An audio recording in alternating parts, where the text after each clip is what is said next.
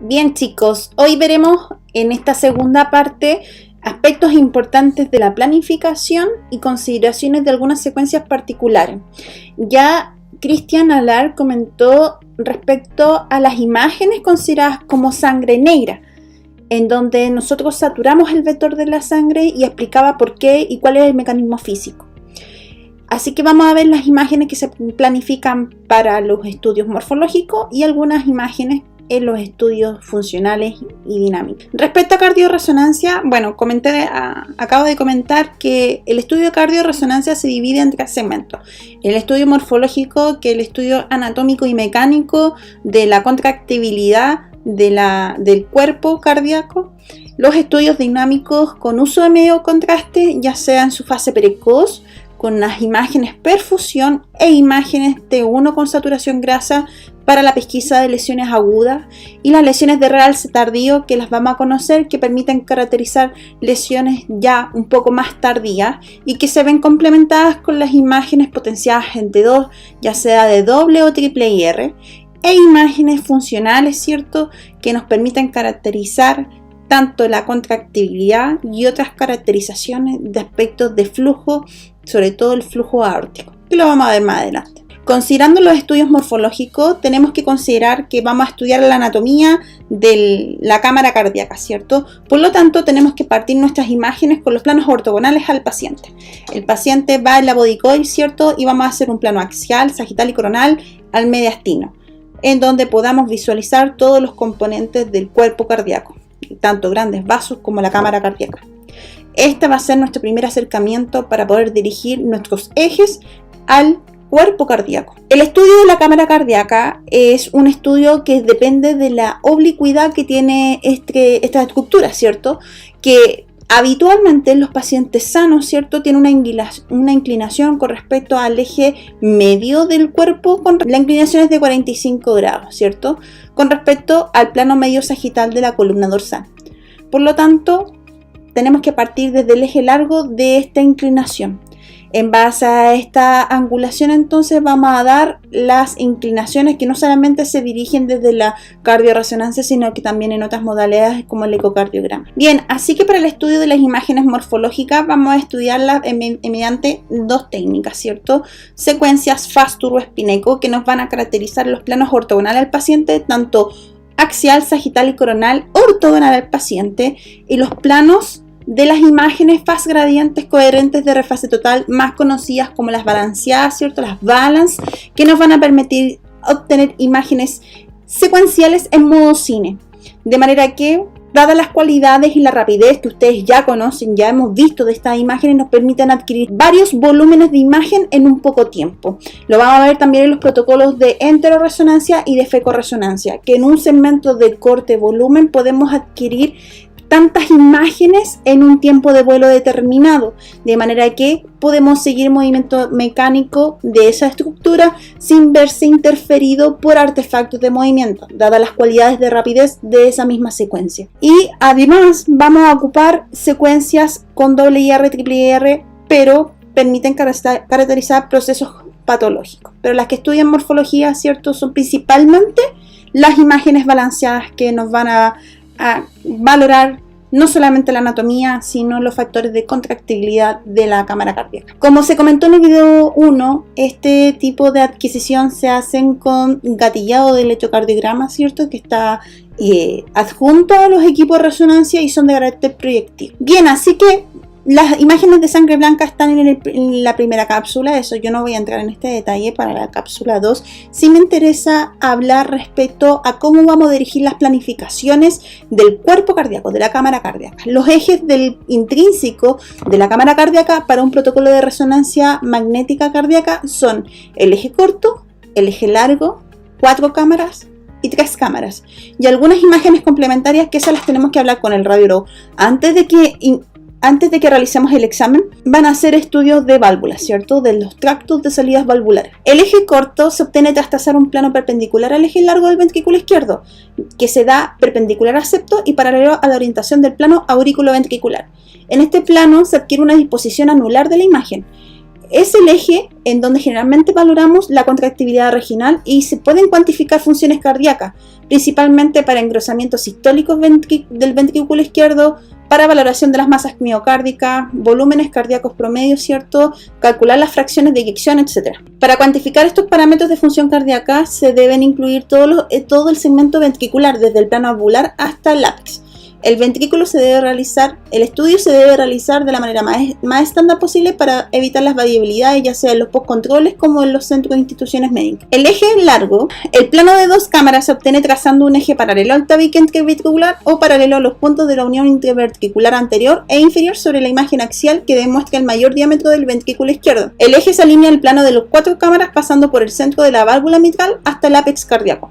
Esta línea define el plano que contiene el verdadero eje largo del ventrículo izquierdo. El plano del eje largo vertical generalmente se emplea para estudiar las cavidades izquierdas del corazón y aporta información acerca de las relaciones anatómicas superiores e inferiores y antero-posteriores del mismo. Las mismas orientaciones paralelas, desplazadas al eje largo del ventrículo izquierdo, ya sea por las válvulas tricúspidas y el ápex cardíaco, van a servir para estudiar el eje largo del ventrículo derecho. Como se visualiza en esta imagen, dada la disposición anatómica del plano, de la proyección del eje largo, ¿cierto? Con frecuencia se incluye la válvula pulmonar. El eje de cuatro cámaras lo vamos a planificar desde el plano del eje largo, ¿cierto? Y el eje corto que nosotros ya hemos obtenido anteriormente, ¿cierto? Vamos a localizar un plano perpendicular a que corte la pared libre del ventrículo derecho y vamos a localizarnos por debajo del músculo papilar anterior del ventrículo izquierdo. Desde este plano vamos a pasar por la mitad de las válvulas mitrales y tricúspidas. En el localizador de las dos cámaras que nosotros ya obtuvimos, vamos a angular desde el plano para que pase además por el ápex. Y en este plano vamos a visualizar en su totalidad las cuatro cámaras que nosotros necesitamos para el estudio del cuerpo cardíaco, que van a demostrar o desproyectar principalmente las caras septales y laterales del ventrículo izquierdo, la pared libre del ventrículo derecho, el ápex cardíaco y las válvulas tanto mitral como tricúspida. Y el eje de las tres cámaras, que este tiene por función demostrar el tracto de salida del ventrículo izquierdo, se obtiene a través del tracto de salida de la aorta y del ápex del ventrículo izquierdo. Van a incluir las válvulas aórtica y mitral. Además se conoce como el plano de las 5 cámaras, entre comillas, porque por frecuencia incluyen los dos ventrículos, las dos aurículas y la aorta ascendente. Debe rotar la posición de la imagen a lo largo del eje longitudinal del ventrículo izquierdo y que va a pasar por el centro del mismo, ya sea perpendicular al eje corto, utilizando la imagen de los localizadores que habíamos obtenido anteriormente, principalmente desde el eje corto, demostrando el tracto de la aorta ascendente. El plano de 3 cámaras es súper útil para poder valorar la porción anterior del tabique interventricular, la pared posterior lateral del ventrículo izquierdo y el ápex cardíaco. Y vamos a visualizar el tracto de salida del ventrículo izquierdo en su totalidad.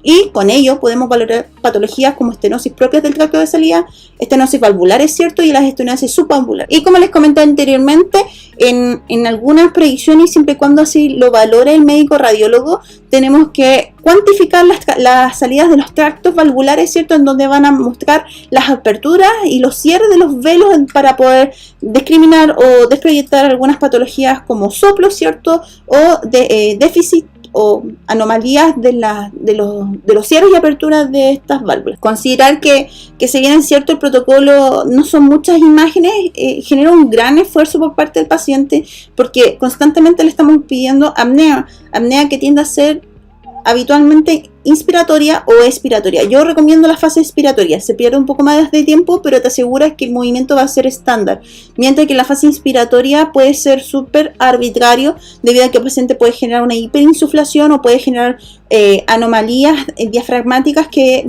no van a coincidir entre una apnea y otra, siendo que la fase expiratoria es relativamente igual en su sincronización dependiendo del paciente. Siempre es importante, obviamente, coordinarnos para poder esclarecer y dar el mejor ejemplo para que pueda seguir durante el estudio. Recuerde que van a ser 40-45 minutos en este examen, si es que no más, dependiendo de si necesitamos imágenes complementarias para este estudio. Pasamos entonces a la segunda etapa del protocolo de cardionacionancia, que son los estudios funcionales.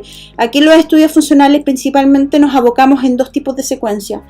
El estudio por secuencia phase contrast, que nosotros ya habíamos visto en las clases de secuencia de angioresonancia, ¿cierto? En donde las imágenes phase contrast obtienen tres tipos de imagen: anatómica, la imagen angiográfica y la imagen de fase.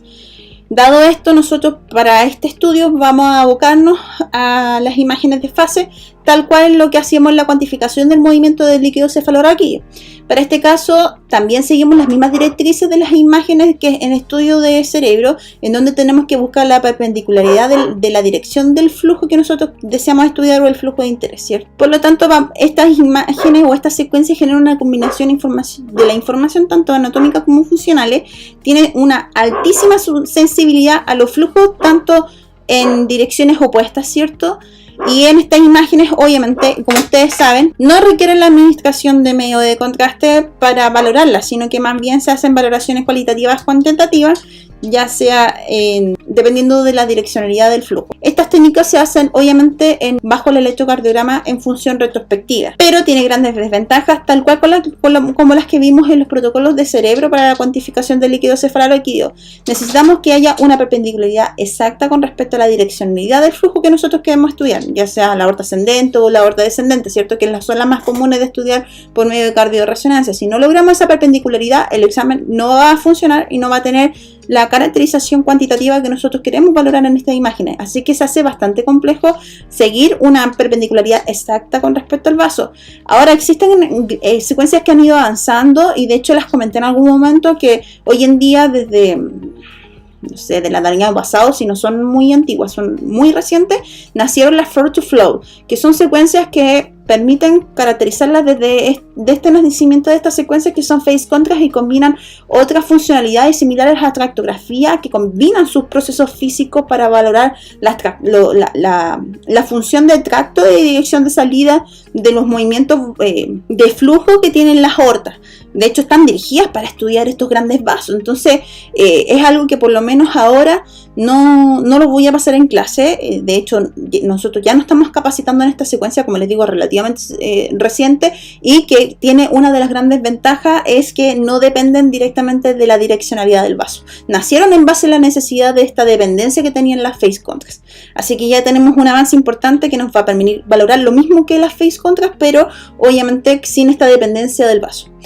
Bueno, indistintamente nosotros tenemos que hacer una valoración cualitativa de los tractos de eyección que tienen estos grandes vasos y se van haciendo cuantificaciones dependiendo de la velocidad que nosotros queremos cuantificar y cuál es la más óptima, que va a variar de paciente a paciente dependiendo de la patología de base que tenga. Así que ahí les dejo los rangos estándares que dependen de la eyección del paciente y que después se hacen una cuantificación promedio de cada una de ellas. Y aquí hay un ejemplo tanto en los mapas de colores, ¿cierto? Como el SCAO básico, ¿cierto? En la escala de grises, en donde se puede demostrar la máxima diferencia entre la función de eyección de salida del ventrículo, ¿cierto? Que pasa por la aorta descendente, y la bajada de la tasa de eyección que pasa por la aorta descendente. Bien, pasamos a los estudios dinámicos, que aquí sí hacemos el uso de medio de contraste, ¿cierto? Partimos nuestras imágenes con los estudios de perfusión, que son las conocidas, las DSE, con algunas consideraciones propias para esta secuencia. Estas secuencias son muy rápidas, ¿cierto? Son de base gradiente EPI, la gran mayoría, por lo menos las secuencias antiguas. Las secuencias nuevas todavía no han dado sus grandes características y que van a permitir valorizar las lesiones de carácter precoz. Estas se planifican desde el plano coronal con las mismas caracterizaciones de plano. De hecho, se copian las parametrizaciones de orientación para estas imágenes y se abarca por lo menos los 3 segmentos básicos del segmento miocárdico, el basal, medio, apical, ¿cierto? Incluyendo ápex y un poquito más hacia inferior. Por lo tanto, hacemos una valoración cualitativa y cuantitativa de las caracterizaciones miocárdicas en su fase precoz. La inyección del medio de contraste se hace de forma rápida. Los volúmenes de eyección son bastante altos, entre 3,5 a 4,5 ml por segundo. Idealmente se tiene que hacer con una inyección a bolo y un puje de suero fisiológico, y la dosis es doble, tal cual como comentó Cristian Alar en la primera cápsula. Así que en esta primera parte, en donde hacemos las tasas de función de perfusión en su fase precoz, también el médico puede hacer la valoración cualitativa y cuantitativa de la tasa de eyección, además de la cuantificación de la tasa de eyección en las imágenes Balance en el eje corto. Por lo tanto, con esto puede esclarecer un poco cómo ha sido el historial de lesiones miocárdicas que se ha presentado en el paciente u otras patologías adyacentes como la amiloidosis, por ejemplo. Bien, una vez que el paciente se le inyectó medio de contraste, nosotros vamos a contrarreloj, y eso significa que nosotros tenemos que calcular el tiempo desde que iniciamos el punto de inyección del medio de contraste. La primera parte se se obtiene desde la fase de perfusión, como habíamos visto anteriormente, y que marca el punto cero. Eso va a tardar al menos 2 minutos, 1 minuto para la tasa de perfusión, ¿cierto? De las imágenes GRIP, EPI, ¿cierto? De inversión-recuperación, y posteriormente algunos centros, no todos, hacen imágenes T1 con técnica de saturación grasa, ¿cierto? Y anulación de sangre, que nos van a permitir caracterizar de forma secuencial las lesiones de consideración aguda. Posterior a eso, desde que parte la inyección del medio contraste, tenemos que esperar cerca de 8 o 10 minutos para iniciar el estudio de las imágenes de realce tardío miocárdico. Así que este patrón de caracterización son en base a cardiopatía, ¿cierto? De origen más crónico, ¿cierto? En donde se ha formado o fibrosis miocárdica, áreas de necrosis en caso de procesos infecciosos, ¿cierto?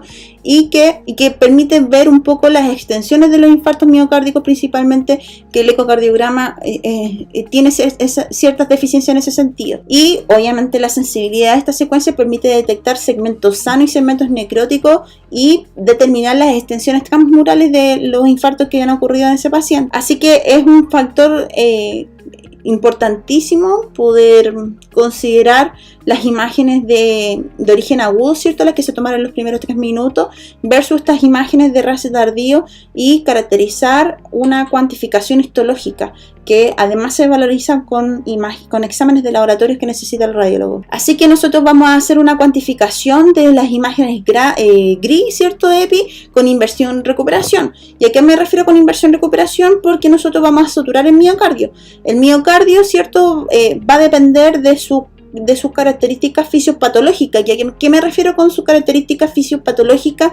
Que no es lo mismo un paciente infartado que un paciente con una cardiomegalia, ¿cierto? O que tenga un derrame pericárdico, o que presente amiloidosis, ¿cierto? La amiloidosis es una de las grandes patologías que cambia el tiempo de inversión miocárdico. Es muy complejo, es una de las enfermedades más complejas que tiene el protocolo de cardioresonancia.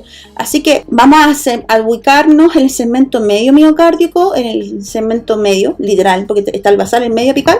Nos vamos a seleccionar la imagen media con un grosor de corte de 8 milímetros, 9 milímetros dependiendo del centro, ¿cierto? Y vamos a lanzar nuestra imagen, que debería durar a lo más 20 segundos. Este volumen de imagen nos va a entregar todos los tiempos de inversión que parten desde los 120, 125 y llegan hasta los 750. Nos alcanzan los tiempos de inversión como aproximadamente de cada 30 milisegundos. Entonces nos entrega un volumen de imágenes completo, y nosotros vamos viendo la transición desde la captación del medio contraste pasando por un punto medio en donde se forma un artefacto, que es el artefacto chemical shift, que es la imagen que está viendo al medio de la imagen, ¿cierto? Desde el eje corto, y después obtenemos ya los tiempos de inversión de saturación del miocardio.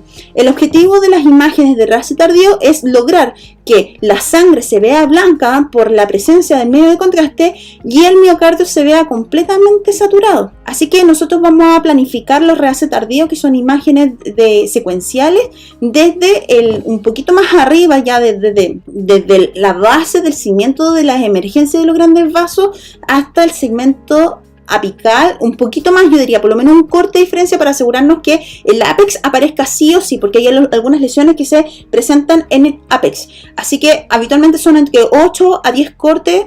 Bueno, el radiólogo en particular de nosotros le gusta trabajar con 12 cortes, así que le agregamos 2 cortes más. Lo importante es obtener, ¿cierto?, esta caracterización imagenológica en donde la sangre la vemos blanca y el miocardio lo vemos completamente hipointenso. Esta interfase de contraste es sumamente importante para la fase tardía y se tienen que adquirir desde el minuto 8 y no pueden pasar más allá del minuto 15. Va a depender de la marca, va a depender de las características de las secuencias, que a medida que va pasando el tiempo, nosotros tenemos que ir aumentando el tiempo de inversión del miocardio, porque obviamente la perfusión del extracelular tiende a variar y va a depender de las condiciones físicas de la secuencia. En el caso de General van cambiando cada 15 minutos, así que si nosotros obtenemos una imagen pura y una imagen buena entre el 8 y el 15 minutos, ya no deberíamos cambiar el tiempo de inversión. Pero en Siemens, por ejemplo, cada 5 minutos tenemos que ir aumentando 30 milisegundos a nuestro punto de inversión de miocardio. O sea, si nosotros logramos un tiempo de inversión que es promedio de 50 milisegundos, ya a los minutos 12, Si partimos en el 8 minuto 12 o minuto 13, ¿cierto? Ya tenemos que subirnos a 280 milisegundos para adquirir la siguiente imagen. El plano que más se van a demorar es el eje corto y el que tienen que sí o sí asegurar, así que es importante que el eje corto, que es la cuantificación de los segmentos miocárdicos, tiene que quedar 100% bueno, ¿ya? El eje de 4 cámaras y el eje de 2 cámaras ya lo podemos a veces suplir, y ya a esta altura del examen el paciente está sumamente fatigado, así que tenemos que ser muy óptimos, muy certeros al momento de caracterizar nuestras imágenes tardías, que son una de las más importantes del protocolo de cardioresonancia. Y el eje 4 cámaras y el 2 cámaras que nosotros vamos a adquirir en fases tardías, que son entre 1 o 2 cortes, no vamos a abarcar de lado a lado, ¿cierto? Son cortes completamente dirigidos, al igual que las imágenes balance, no son grandes cortes, pues tenemos que pasar por los segmentos medios, ¿cierto? Nos van a permitir caracterizar los ejes largos de ambas estructuras, en ambas orientaciones. Así que, como les comenté anteriormente, el volumen de inversión-recuperación de gradiente que nosotros, que con ello permiten valorizar el tiempo de inversión, aunque uno cualitativamente ya con la experiencia a veces lo puede calcular solamente visualizando la imagen, ya se puede valorizar el tiempo medio. Por la literatura nosotros ya conocemos y sabemos que el tiempo de inversión es de 250 milisegundos, pero eso es para secuencias nuevas. Nosotros estamos trabajando hoy en día en esta imagen con una nueva secuencia que, dadas sus características avanzadas, tienden a aumentar un poco el tiempo de inversión del miocardio y que a su vez dependen también de la frecuencia cardíaca del paciente. Entonces a veces se alarga un poco, a veces caen en los 250, a veces pueden llegar hasta 320, y que inicialmente nosotros pensábamos que eran condiciones patológicas del paciente, pero después nos dimos cuenta que desde la data de la casuística empezamos a ver que había un rango y que eran rangos en condiciones relativamente normales del paciente, que no habían consideraciones patológicas miocárdicas que pudieran afectar, exceptuando los pacientes con amiloidosis, porque después vamos a explicar que hay ciertas consideraciones en ellas, ¿ya?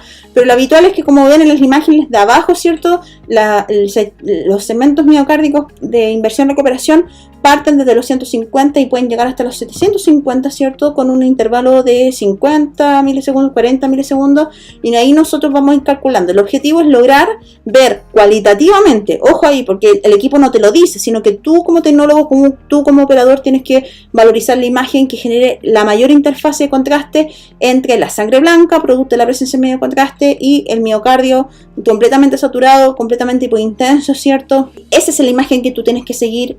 Ese es el tiempo de inversión que tú tienes que ocupar para tus imágenes tardías. Bien, entonces, ¿qué nos va a permitir caracterizar las imágenes tardías? Lo que ustedes están visualizando en esta imagen, ¿cierto? En los 3 planos, principalmente en el eje corto, que es el de mayor valoración cuantitativa, cualitativa para las caracterizaciones patológicas, ver dónde se han generado los infartos, la data de ese infarto, y por medio de exámenes de laboratorio, ¿cierto? Permitir caracterizar la valoración histológica que nos cuantifica. Además, no voy a entrar en detalle de los mapping, hoy en la clase no tributa, probablemente en algún momento se los van a preguntar en los internados, pero se los voy a dejar como tarea para la casa. Junto con los mapping T1 y los mapping T2 también nos permiten cuantificar con una sensibilidad mayor cuál es la data, cuál es el historial de esas lesiones. Bien, así que una imagen resumen, ¿cierto? La imagen superior izquierda de su pantalla tenemos un T2 con técnicas de inversión-recuperación, ¿cierto? La imagen de la derecha de superior tenemos las imágenes balance, ¿cierto? La imagen izquierda inferior son la imagen perfusión precoz, y la imagen de la derecha inferior es la imagen de realce tardío, y así puedes caracterizar cómo va respondiendo la lesión, si es de consideración aguda o es de consideración subaguda o crónica. En este caso estamos demostrando que esa lesión tiene una respuesta un poquito más crónica por el efecto edematoso residual que queda en el segmento que está señalándose con la flecha. Así que este es un algoritmo en los procesos de planificación principalmente. Esto está en las guías internacionales de los protocolos de resonancia magnética. De hecho, hay una aplicación, creo que está para iPhone, no recuerdo si está para Android, pero sí hay una aplicación de los protocolos de cardioresonancia, guías internacionales. Y esta es un algoritmo que sale en una de esas guías. Y a modo de resumen, entonces, el protocolo parten con los planos ortogonales al paciente, axial, sagital y coronal, al tórax, al mediastino, ¿cierto? Con secuencia Singer Shot. Luego vamos a hacer el eje 2 cámaras, 1-2 cortes, dirigido con las secuencias fase gradientes coherentes de refase total, las balas en modo cine, ¿cierto? Que nos permiten caracterizar la contractibilidad, la función mecánica y anatómica de ese segmento desde el eje largo. El 4 cámaras que nos va a permitir caracterizar las 4 cámaras de la cámara cardíaca. Y el eje corto, que es el más importante, en donde vamos a cuantificar la contractibilidad del músculo miocárdico, y el eje 3 cámara, la valoración del tracto de salida ventricular izquierdo, ¿cierto? Si así lo merita el médico tratante, también vamos a hacer las secuencias balancines para la valoración cualitativa de contractibilidad y de la función mecánica de las válvulas bicúspides, aorta, ¿cierto? También vamos a hacer doble IR precontraste, ¿cierto? Que son imágenes valorizadas en T2 y que nos permiten caracterizar los procesos edematosos, y eso va a ser en el eje corto. No lo puse ahí, pero son en el eje corto. Son alrededor entre 4 y 5 imágenes, en donde idealmente cada uno de estos cortes tiene que ir en los segmentos miocárdicos, en el segmento de donde nace el miocardio, ¿cierto? Junto con en la zona de inflexión, el nacimiento de los grandes vasos. Después un corte basal, medio apical y uno que inicia en el ápex. Luego vamos a lanzar el medio contraste con las imágenes perfusión de inversión-recuperación, que van a hacer la valorización precoz de las lesiones, ¿cierto?